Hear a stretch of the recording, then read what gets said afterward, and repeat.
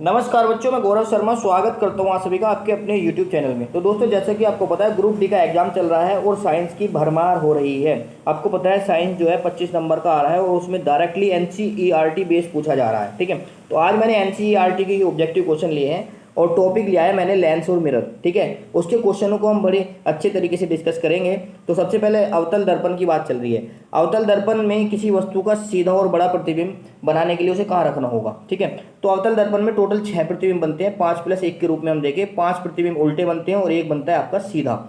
उल्टा हमेशा कैसा होता है, मैंने वीडियो में भी बता रखा है। जिन लोगों ने मेरी डिस्क्रिप्टिव वीडियो नहीं देखी है वो जाके देख लें, तभी जाके ये ऑब्जेक्टिव क्वेश्चन आप अच्छे से कर पाओगे। ठीक है, तो उल्टा हमेशा जो होता है वो वास्तविक होता है। वास्तविक हमेशा उल्टा होता है। कहीं भी वास्तविक के साथ अगर सीधा आ गया तो वो देखते ही गलत काट दो। ना लेंस के साथ ऐसा होता है, ना दर्पण के साथ ऐसा होता है। उल्टा हमेशा वास्तविक होता है और सीधा हमेशा आभासी होता है। तो इसने पूछा सीधा कहाँ बनता है।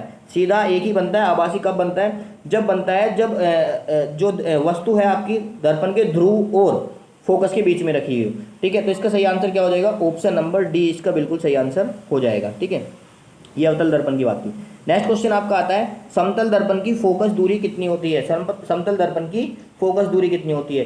तो इसका सही आंसर हो जाएगा ऑप्शन नंबर बी, समतल दर्पण की फोकस दूरी अनंत होती है, इनफाइनाइट। ठीक है, उसके बाद नेक्स्ट क्वेश्चन आपका आ जाता है कि अवतल दर्पण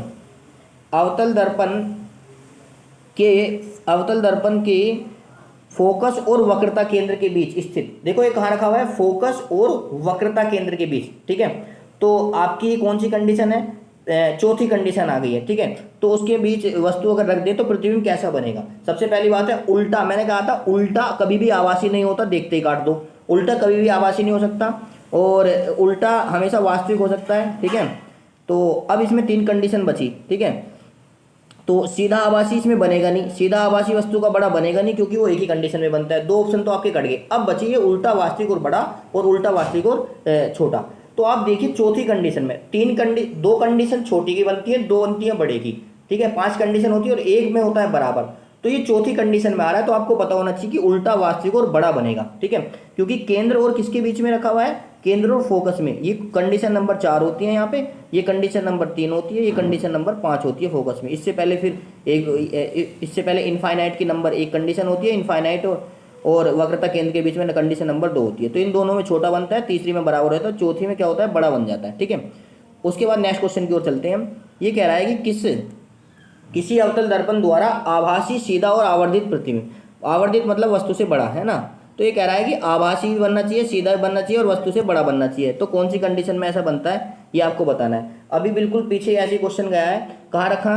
फोकस और वो ध्रुव और फोकस के बीच में। कहाँ रखना था? ध्रुव और फोकस में बीच। अभी मैंने आपको बताया कि F और P ये आपकी छठी कंडीशन बन जाती है। F और P की छठी, तो इसमें जो है आपका दर्पण के पीछे प्रतिबिंब बनता है। कहाँ बनता है? पीछे। और कैसा बनता है? सीधा। सीधा और सीधा रहे तो आभासी। संयुग्मी फोकस जो है वो किसमें संबंध? देखो पहली बात तो संयुग्मी फोकस को समझना होगा क्या है।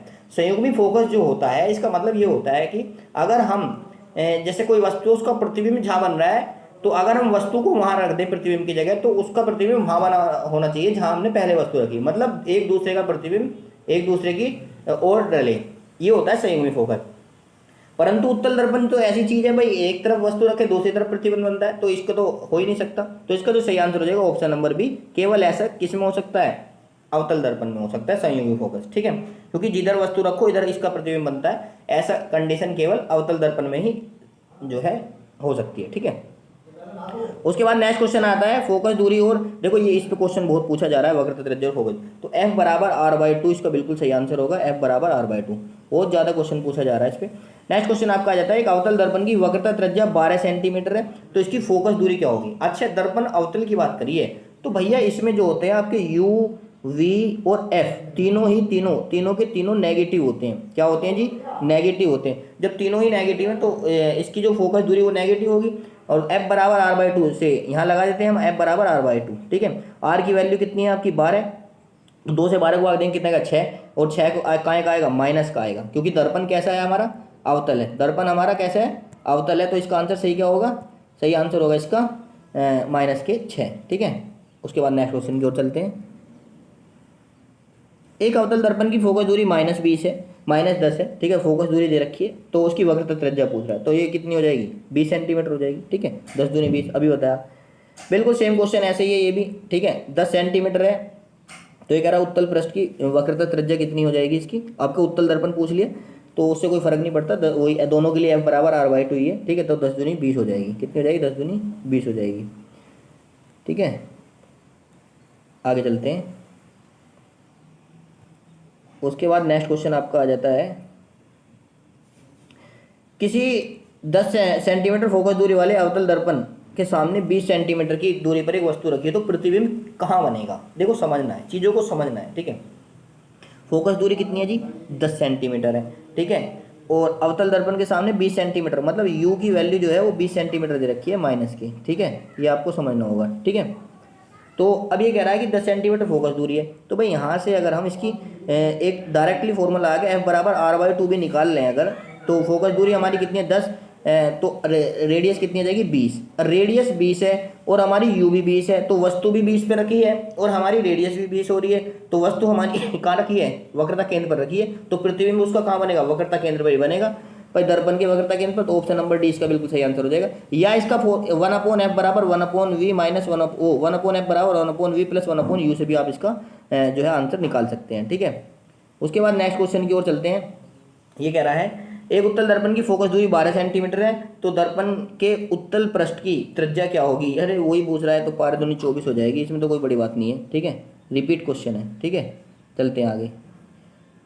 ये कह रहा है किसी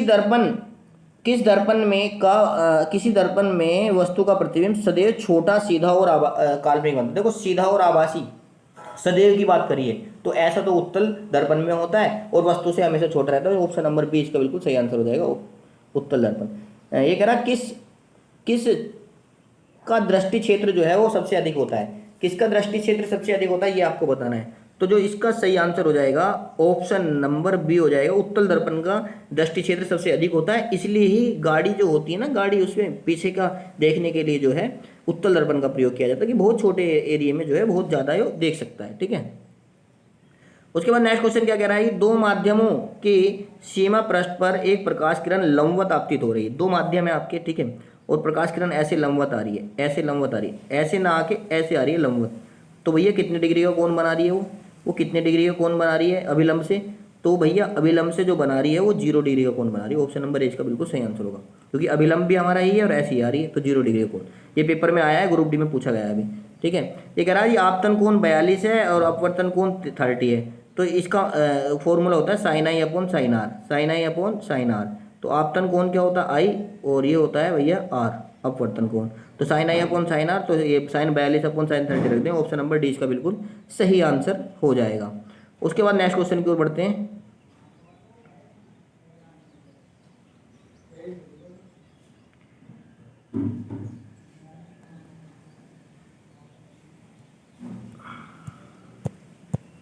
नेक्स्ट क्वेश्चन आपका आ जाता है समतल दर्पण द्वारा निर्मित प्रतिबिंब का आवर्धन होता है। जो समतल दर्पण है उसका प्रतिबिंब जो है हमेशा कैसा होता है।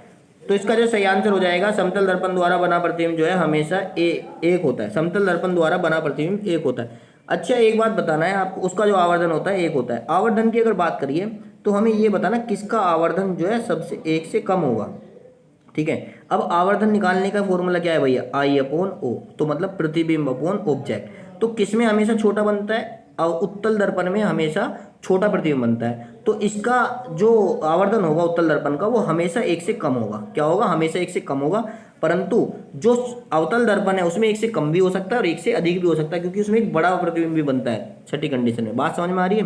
बराबर समतल में, कम उत्तल में, और अधिक या जो अधिक या कम जो है वो किस में हो जाएगा, अवतल में हो जाएगा, ठीक है। यदि वायु के सापेक्ष कांच का अपवर्तनांक 3/2 है तो कांच के सापेक्ष वायु का अपवर्तनांक क्या है, उल्टा कर देंगे 2/3, बिल्कुल उल्टा है, ठीक है। उसके बाद नेक्स्ट क्वेश्चन है कांच का अपवर्तनांक जो है अधिकतम होता है। कांच का अपवर्तनांक किस में अधिकतम होता है, देखो अपवर्तनांक में, और जो है चाल उसमें तरंग दैर्ध्य है अपवर्तनांक, और उसमें जो तुम्हारा ये है स्पीड, ठीक है, वेलोसिटी और अपवर्तनांक एक दूसरे के अपोजिट होते हैं, ठीक है।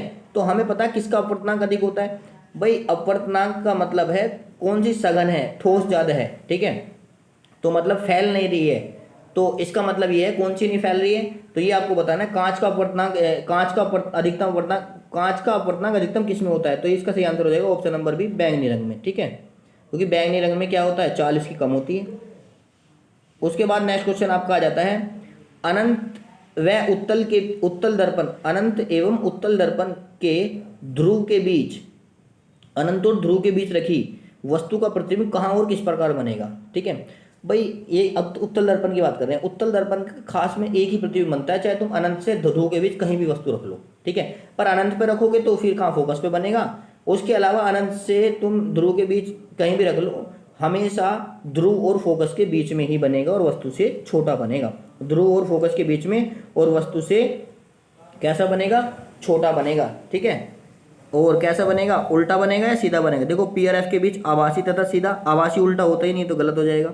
ठीक है, दर्पण के सामने वास्तविक एवं सीधा। ठीक है, या ये, तो इसका सही आंसर हो जाएगा ऑप्शन नंबर 1, दर्पण के पीछे बनेगा। ठीक है, और कैसा बनेगा, आभासी और सीधा बनेगा और छोटा बनेगा। ठीक है, उसके बाद नेक्स्ट क्वेश्चन की ओर, ये कह रहा है कि वायु में प्रकाश की चाल 3 × 10⁻8 मीटर पर सेकंड है। 3/2 अपवर्तनांक वाले कांच में प्रकाश की चाल क्या होगी। ठीक है, तो क्या जानते हैं भाई, m बराबर जानते हैं, n बराबर जो जानते हैं अपवर्तनांक का जो फॉर्मूला होता है c/v होता है। ठीक है, तो प्रकाश की चाल रख दी हमने 3 × 10⁸। ठीक है, तो 3 × 10⁸ और बटे 3/2 × 10⁸, 3/2 हो गया। ठीक है, 3 से 3 कट गया, 2 ऊपर चला गया, तो 2 × 10⁸ इसका बिल्कुल सही आंसर आ जाएगा। 2 × 10⁸ ऑप्शन नंबर ए इसका बिल्कुल सही आंसर होगा। ठीक है, उसके बाद नेक्स्ट क्वेश्चन की ओर चलते हैं। ये कह रहा है कि वायु में प्रकाश की चाल 3 × 10⁸ मीटर पर सेकंड की है और जल में इसका अपवर्तनांक कितना है। ठीक है, तो फिर ऐसी क्वेश्चन इसमें 9/4 हो जाएगा। ठीक है, इसे वैल्यू रखेंगे 9/4 गुना और 10⁸। ठीक है, ये आपको याद रखना है। तो बस इसे करेंगे सोल्व, तो ये आ जाएगा ऑप्शन नंबर ए इसका बिल्कुल सही आंसर हो जाएगा। ठीक है जी, चलिए आगे चलते हैं। उसके बाद कह रहा है कि प्रकाश में वायु में प्रकाश की चाल जो है वो इतनी है, 3 × 10⁸ है, और जबकि एक पदार्थ में इसकी जो चाल है वो कितनी है, तो अपवर्तनांक याद करो। तो सिंपल सी बात है, वायु में चाल बटे उसके माध्यम में चाल, तो 1.5 से 3 को काटेंगे 2 आएगा, इसका सही आंसर हो जाएगा 2। ठीक है, तो यहाँ हमारा 3 × 10⁸ है या 1.5 × 10⁸ है। ठीक है, तो ये कह रहा है कि वायु के सापेक्ष कांच का अपवर्तनांक जो है वो 4/3 है और वहाँ 3/2 है, तो आपको जल के सापेक्ष कांच का अपवर्तनांक बताना है। ठीक है, तो इसमें आपको एक बात समझनी है। ये कह रहा है जी वायु के सापेक्ष जल का, तो इसको कहेंगे हम ANW। क्या कहेंगे जी, AN। भाई वायु के सापेक्ष जो है कांच के अपवर्तनांक, वायु के सापेक्ष जल के अपवर्तनांक को क्या कहेंगे हम, ANW। तो ANW की वैल्यू जो हमें दे रखी है, ठीक है, ANW की जो हमें वैल्यू दे रखी है वो कितनी दे रखी है इसने, 4/3। ठीक है, 4/3। और अगर बात करें किसकी, ANG की, तो ANG की वैल्यू इसने हमें कितनी दे रखी है, ये दे रखी है हमें 3/2। ठीक है, तो अब हमें निकालना क्या है, ये कह रहा है जल के सापेक्ष कांच का, तो जिसका निकालना होता है वो पीछे रहता है, तो जल के सापेक्ष मतलब WN और G हमें निकालना है। ठीक है, तो जो पीछे रहता है वो ऊपर लिया जाता है, जो पीछे रहता है ऊपर लिया, तो 3/2 ऊपर आ जाएगा, 3/2। ठीक है, और भाग 3/2 भाग 4/3, तो इसका सही आंसर है 3/2 भाग 4/3। ये जो सा भी होगा ऑप्शन नंबर डी इसका बिल्कुल सही आंसर हो जाएगा। ठीक है, ऑप्शन नंबर डी इसका बिल्कुल सही आंसर हो जाएगा। आगे चलते हैं। ये कह रहा है कि निम्नलिखित में से कौन लेंस बनाने के लिए प्रयुक्त किया जाता है, तो ये लेंस बनाने के लिए सारी चीज़ प्रयोग की जाती है, कांच भी प्रयोग किया जाता है, जल भी और प्लास्टिक भी। ठीक है, उसके बाद नेक्स्ट क्वेश्चन की ओर हम चलते हैं। ठीक है, नेक्स्ट क्वेश्चन आपका आ जाता है उत्तल लेंस, लेंस के बारे में क्वेश्चन आ गया। ये कह रहा है उत्तल लेंस के प्रकाशिक केंद्र और फोकस के बीच में अगर रखी है वस्तु तो प्रतिबिंब कहाँ बनेगा, भाई लेंस की ओर ही बनेगा। अगर उत्तल लेंस है, उत्तल लेंस इक्वल टू अवतल दर्पण की तरह, लेंस की ओर बनेगा, सीधा बनेगा और वस्तु से बड़ा बनेगा, और सीधा है तो आभासी बनेगा। ठीक है, आभासी, सीधा और बड़ा बनेगा, तो इसका ऑप्शन नंबर ए ही बिल्कुल सही आंसर हो जाएगा। ठीक है, इसका आंसर क्या हो जाएगा, ऑप्शन नंबर ए। बात समझ में आ रही है। चलिए अगले क्वेश्चन की ओर हम चलते हैं। ये कह रहा है किसी उत्तल लेंस से वस्तु का प्रतिबिंब बड़ा और सीधा बनता है। ठीक है, उत्तल लेंस से वस्तु का प्रतिबिंब बड़ा और सीधा बनता है, तो कहाँ रखी हुई है, बिल्कुल सेम क्वेश्चन रिपीट कर दिया है। तो लेंस वो कहाँ रखी हुई है, ये जो रखी हुई है कहाँ रखी है, फोकस और प्रकाशिक केंद्र के बीच। मैंने अभी आपको बताया, बिल्कुल रिपीट कर दिया वही क्वेश्चन, पिछले क्वेश्चन। ठीक है, चलिए भाई आगे की ओर चलते हैं। ठीक है, ये कह रहा जी एक उत्तल लेंस की जो एक उत्तल लेंस के सामने 2f दूरी पर रखी है, एक वस्तु जो उत्तल लेंस के सामने 2f दूरी पर रखी है, तो उसका प्रतिबिंब भी 2f पे बनेगा। कहाँ बनेगा, 2f पे बनेगा। वीडियो देख लें आप मेरी, डिस्क्रिप्टिव, उसमें समझ में आ जाएगा। ठीक है, उसके बाद नेक्स्ट क्वेश्चन कह रहा है कि उत्तल लेंस से किसी वस्तु का वास्तविक उल्टा एवं बड़ा प्रतिबिंब चाहिए इसे, वास्तविक उल्टा और बड़ा। तो फिर वही अवतल लेंस अवतल दर्पण वाली कंडीशन, वास्तविक उल्टा चाहिए तो 5 कंडीशन इसकी ऐसी है, 1+5। एक में क्या बनता है, एक में तो आपका सीधा और वो बनता है, 5 कंडीशन ऐसी हैं जिसमें उल्टा बनता है। तो पहली 2 कंडीशन छोटे की बनेंगी, फिर तीसरी में बराबर, इसे चाहिए बड़ा। तो इसे बड़ा चाहिए तो कहाँ रखना होगा, पहली भाई अनंत आता है, अनंत के बाद दूसरी कंडीशन अनंत और 2f1 के बीच में आती है, तीसरी कंडीशन 2f1 पर आती है, चौथी आती है 2f और f के बीच। कहाँ रखना होगा, 2f और f के बीच। तो इसका सही आंसर हो जाएगा ऑप्शन नंबर सी। ठीक है, उसके बाद नेक्स्ट क्वेश्चन आ जाता है, ये कह रहा जी किसी वस्तु, ये कह रहा किसी वस्तु तथा उसके प्रतिबिंब की लेंस के प्रकाशिक केंद्र से दूरी जो है 10 सेंटीमीटर और 30 सेंटीमीटर है, तो वस्तु से प्रतिबिंब की दूरी और उसकी लंबाई का अनुपात इसने पूछा है कि वो क्या रहेगा, 1 रहेगा, 1 से अधिक रहेगा, या 1 से कम रहेगा, ये आपको बताना है। ठीक है, तो हम जानते हैं भी आवर्धन बराबर होता है m बराबर v/u होता है लेंस के लिए, और अगर दर्पण की बात करें तो उसके लिए क्या हो जाता है, -v/u। ठीक है, तो v ये कह रहा जी प्रतिबिंब किसी वस्तु और प्रतिबिंब की दूरी रखी, वस्तु की 10 है और इसकी 30 है प्रतिबिंब की, तो ये हो गया 30/10, और 30/10 से इससे भाग देंगे तो 1 या 3 कितना आएगा, 3। तो 3 क्या है भाई, 1 से ज़्यादा है कम है, 1 से ज़्यादा, तो ऑप्शन नंबर 20 का सही आंसर हो जाएगा।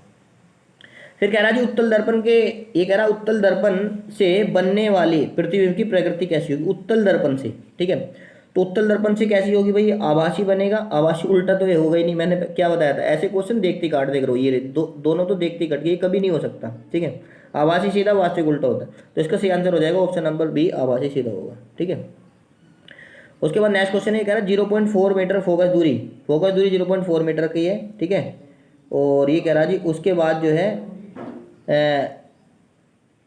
अवतल लेंस से 0.4 मीटर फोकस दूरी पर स्थित एक वास्तविक प्रतिबिंब वस्तु का प्रतिबिंब बनता है, तो ये आपको बताना है। फोकस दूरी इतनी दे रखी है, ये इतना दे रखा है, तो ये अपना 1/f बराबर 1/v, और लेंस का है तो -1/u हो जाएगा, क्योंकि अगर उसका होता दर्पण का तो प्लस होता। ठीक है, यहाँ f की वैल्यू रखेंगे 0.4 या v की 0.4 रखेंगे, तो u बराबर तो आप निकालेंगे तो कितना आ जाएगा, 2 ये आ जाएगा आपका 2/0.4 आएगा, 2 से 4 कटेगा तो 0.2 इसका सही आंसर हो जाएगा। कहाँ हो जाएगा, 0.2। ठीक है, और ये और बताना है कि ये लेंस की ओर होगा या किसकी ओर होगा, लेंस की ओर होगा या लेंस से दूर होगा। 0.4 तो ये होगा दूरी, वस्तु की ओर होगा, वस्तु की ओर। ठीक है, ऑप्शन नंबर सी इसका बिल्कुल सही आंसर, बी इसका सही आंसर हो जाएगा। ठीक है, बी सॉरी सी। ठीक है, बी नहीं है, सी है। ठीक है, चलिए भाई आगे की ओर चलते हैं।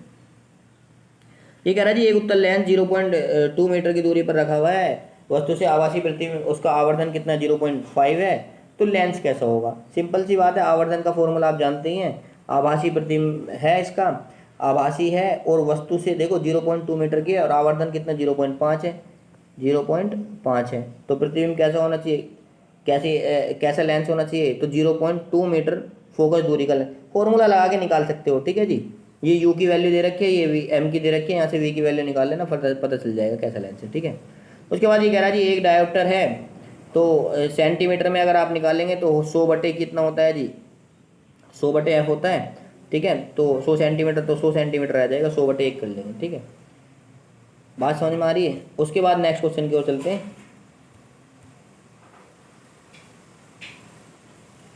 नेक्स्ट क्वेश्चन में आपसे जो बोला है, इसने ये बोला है कि जी उत्तल लेंस है, उसकी फोकस दूरी 25 है, क्षमता याद करो। ठीक है, लेंस है, फोकस दूरी इतनी है, क्षमता याद करनी है इसकी। ठीक है, तो सिंपल सी बात है, फोकस दूरी 25 है तो इसका P बराबर है 1/f, फॉर्मूला हमेशा याद रखो बस। ठीक है, फोकस दूरी 25 सेंटीमीटर है, 100 रखेंगे तो 25 चौका 100, ये 4 आंसर हो जाएगा। दूसरा क्वेश्चन है उत्तल लेंस की फोकस दूरी 2 है, 2 मीटर है अब क्या। ठीक है, तो मीटर है तो 1/2 हो जाएगा, तो 0.5 हो जाएगा। ये हमेशा ध्यान रखो, ये उत्तल लेंस है, ये हमेशा याद रखो कि उत्तल लेंस है। तो अब यहाँ बताओ उत्तल लेंस में क्या आएगा। अब उत्तल लेंस में कैसा प्रतिबिंब बनता है भाई, सीधा और आभासी बनता है, सीधा बनता है तो जो प्लस का आएगा, क्या आएगा, प्लस का आएगा 0.5D। बात समझ में आ रही है आपके? उसके बाद नेक्स्ट क्वेश्चन आपको दे रखा है कि एक उत्तल लेंस की क्षमता 2 डायोप्टर है तो इसकी फोकस दूरी क्या होगी। 2 डायोप्टर है तो फोकस दूरी क्या होगी ये बताना है। तो बता दो, 1/2 से हिसाब से कितना हो जाएगा, 50 हो जाएगा, 50 सेंटीमीटर, ठीक है। तो उसके बाद नेक्स्ट क्वेश्चन आपका आ जाता है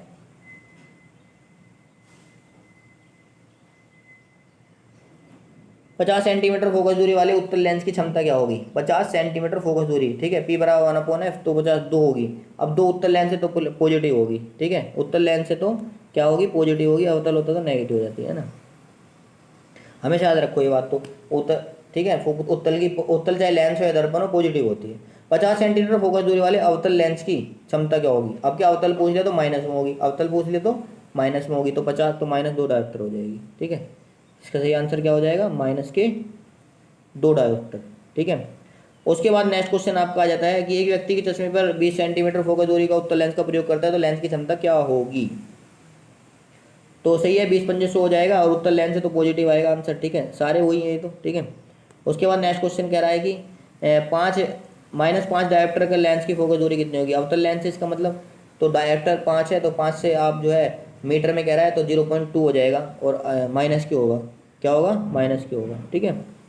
उसके बाद नेक्स्ट क्वेश्चन की ओर चलते हैं। ये कह रहा है जी किसी उत्तल लेंस से बना प्रतिबिंब हमेशा कैसा होगा। उत्तल लेंस से बना प्रतिबिंब तो मैंने आपको बताया कि सीधा और आभासी होगा हमेशा, ठीक है। और बनेगा कहाँ हमेशा, ये भी ये वो करना है। तो हमेशा फोकस और उसके पोल के बीच, या तो पोल कह सकते हो या ऑप्टिकल ये कह सकते हो, ठीक है, सेंटर, तो इनके बीच में ही बनेगा जहाँ भी बनेगा प्रतिबिंब, ठीक है। तो ये वस्तु के फोकस और प्रकाशिक केंद्र के बीच बनेगा, ठीक है। उसके बाद नेक्स्ट क्वेश्चन और लास्ट क्वेश्चन आपका आ जाता है ये कि ये कह रहा है कि निर्वात में प्रकाश की चाल कितनी होती है। तो ये सबको पता है, 3 × 10⁸ मीटर प्रति सेकंड। तो दोस्तों हमारी ये वीडियो कंप्लीट हुई। यहाँ से क्वेश्चन बिल्कुल एज इट इज पूछे जा रहे हैं, ठीक है। अगर आपको वास्तव में हमारी वीडियो अच्छी लगी तो प्लीज़ लाइक करें, शेयर करें, कमेंट में कोई भी प्रॉब्लम हो तो हमें बताएं ताकि हम आपकी प्रॉब्लम का सोल्यूशन कर सकें। धन्यवाद। जय हिंद, जय भारत।